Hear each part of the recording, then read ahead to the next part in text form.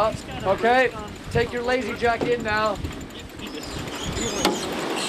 Now you should be able to go up now.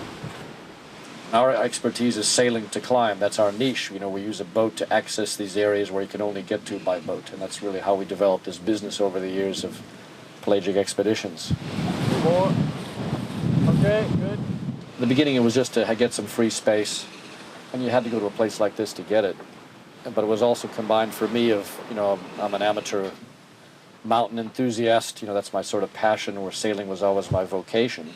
So this was a natural thing to come to these places to live my passion of climbing mountains in Tierra del Fuego and the Antarctic and South Georgia. If you want to operate habitually down here year after year and work 8 months of the year without a break, really, what we do, the boat's got to be pretty tough. You got to have a metal boat for a start. It's got to be steel, preferably aluminium. Heavy sails, everything heavier spec, heavier anchoring equipment.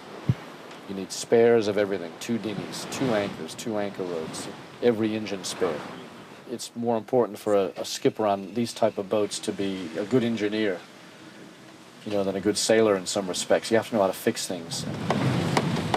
I can take it totally off the winch.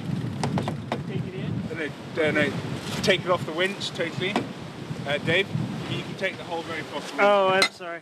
And then it's the human aspect of dealing with non-sailing people. You know, we take climbers down that've never been on a boat, or divers, or have no sailing experience, or just tourists, and some are quite elderly. You put that one on the winch now. Wait, I'm not...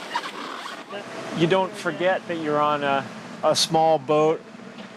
For me, it feels very fresh, completely different experience. You're much more involved with day-to-day operation.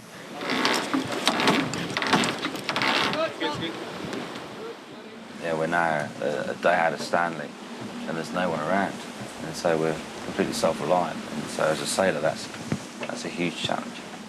Down here, the weather is more extreme and it changes very quickly, and so we have to always make sure we've got a good eye on the weather information that we carry on board.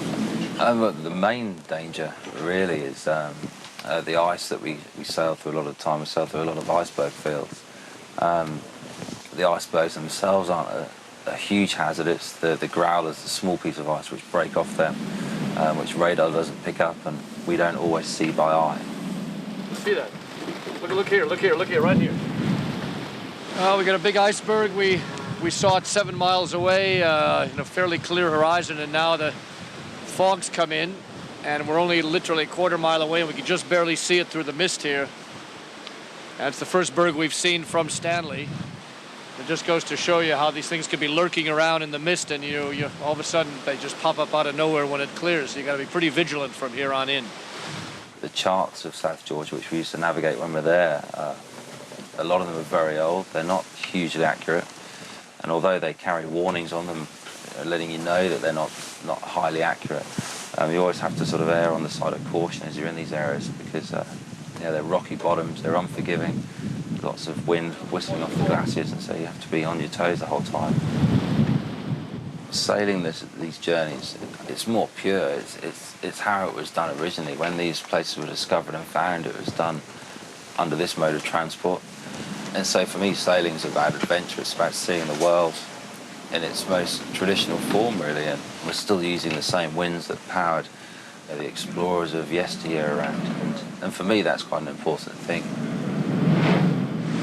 Well, we're just approaching South Georgia now this morning. It's 4 o'clock, and we're going to spend the morning now finding an anchorage and getting tacked down for a couple days and preparing the gear, because it's going to blow starting this afternoon. So we're going to lay low for a while.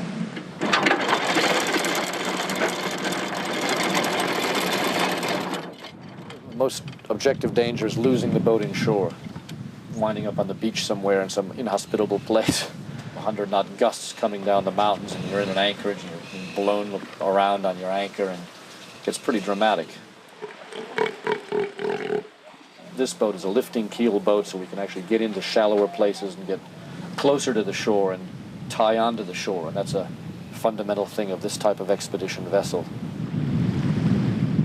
It's a real shock to your system to get out of a nice, warm, comfortable ship and find yourself on the shore being blasted by wind and rain and snow.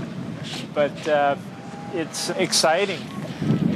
There's no rescue facilities here. There's no tugboats or people to come bail you out. And taking risks is part of the game down here. We take risks all the time, and that's what you have to do. If you're not willing to take risks in the Antarctic or places like South Georgia, then just don't go, because you'll never go anywhere and you'll never achieve anything.